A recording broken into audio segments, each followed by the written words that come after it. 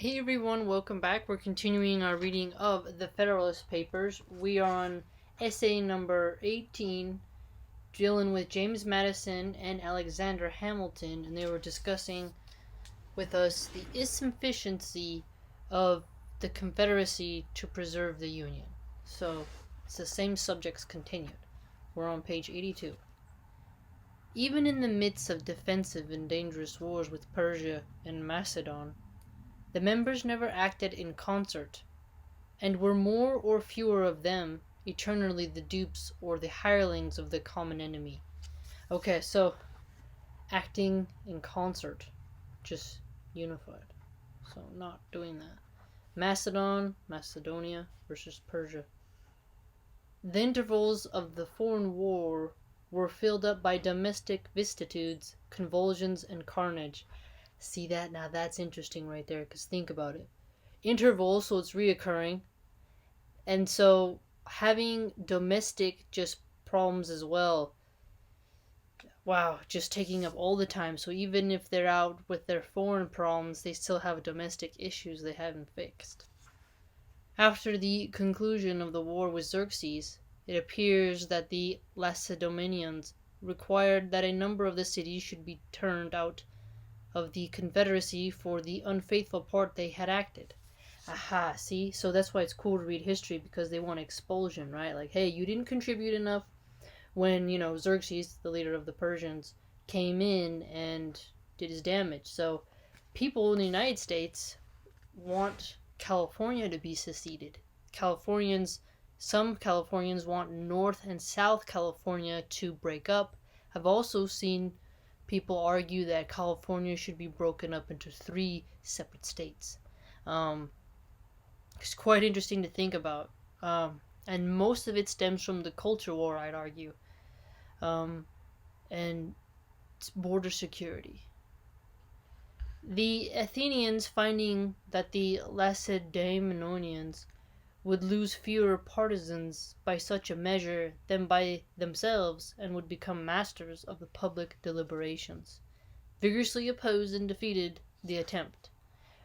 I mean, look at these people. They worked so hard to preserve their empire, and we don't even really remember them. What does Allah say? Takes out one nation, brings another, right? Where are these people? What do we know about them? Very little. Yet we're learning about them through Alexander Hamilton and James Madison. The smaller members, though entitled by the theory of their system to revolve in equal pride and majesty around the common center, revolve in equal pride, that satellite type of rotation, orbit. That's pretty cool. What a beautiful way to say it, right? And majesty around the common center. So it's not like enslaved, like, no, there's majesty to it, right? Get it? He was a very good writer. Had become, in fact, satellites of the orbs of primary magnitude. Hey! You see that? He was going with the satellite and orbit angle. Dang, man.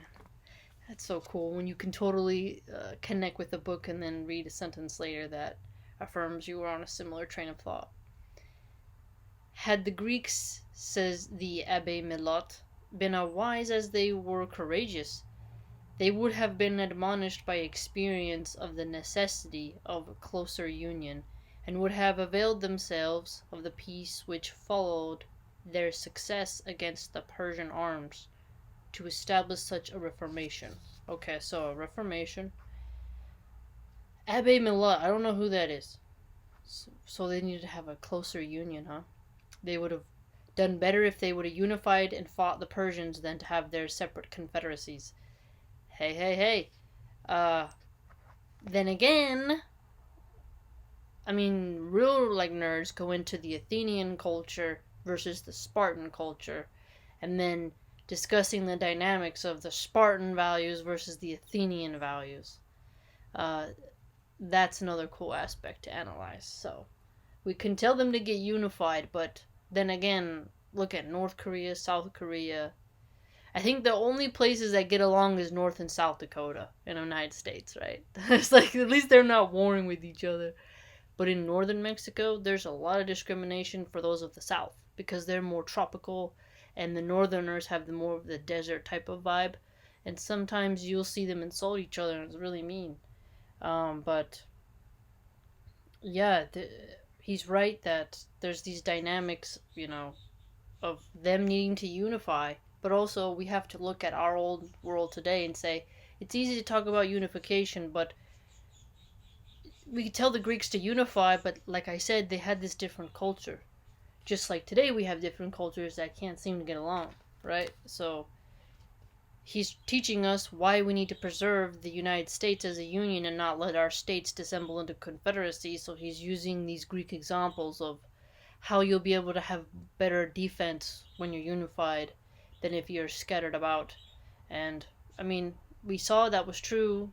The Native Americans had their confederacy, they didn't unify as one force early enough. And the Spanish went to Mexico with the Aztecs, they did that too. I think many empires of the world and nations and such make that error. But that's the way it goes, really.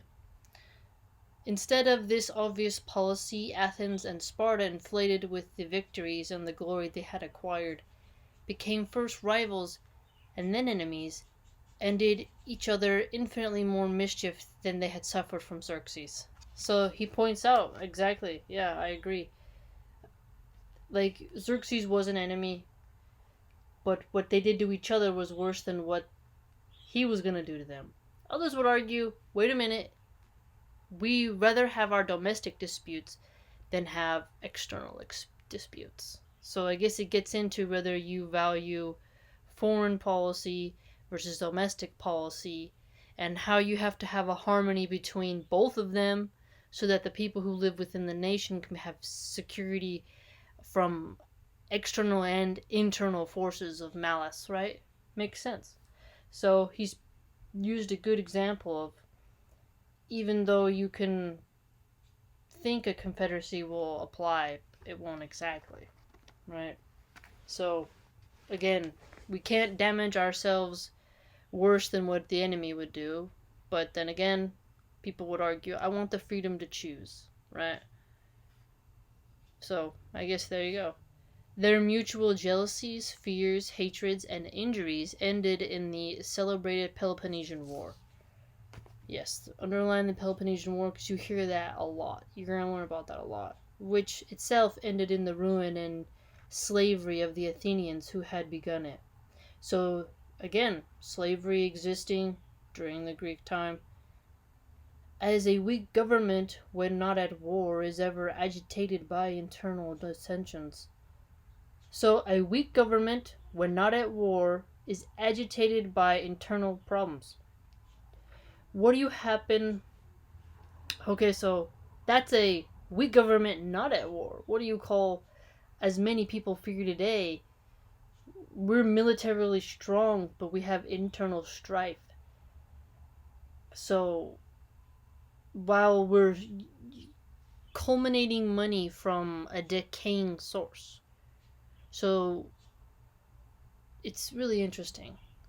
Hold on though, let us think. Because we ourselves, where I'm trying to go with this is, people argue you can't keep spending and always be a war machine. You have to get resources, you have to tax your people to keep it up, and that's going to cause strife because people won't have followers because you're having soldiers missing, you have broken families. It disturbs the peace of the nation because you have so many of its prime members gone, and when the prime members are gone, those who were not courageous enough to go to war, and they are behind, causing problems for the soldiers' daughters and sons, leading their sons and daughters astray. And the shepherds of the culture are not enough to handle, like, what that sort of brave, noble soldier spirit could be, like the ideal of it, the utopian ideal of it, right? Obviously, you're not good just because you're a soldier. I'm talking about an ideal. So, he's right. These mutual jealousies and fears and hatreds, I mean, they can cause you to have so many problems within your own system. It'll make your government weak. and you'll get internal dissensions. So today we have a lot of internal dissensions, and it's based on the culture war. There's, foreign policy issues, taxation, infrastructure, education, healthcare. We're all really not doing too good, and you have corporations that make governments weaker by corrupting their politicians. And now that the institutions that are not becoming about knowledge and education and facts and methods, but more about indoctrinations into ideals and political party and such, well, now we have even more strife, because that's going to breed strife. You're hyperpolarizing people, and then we have a very dishonest media, which fuels more dissension.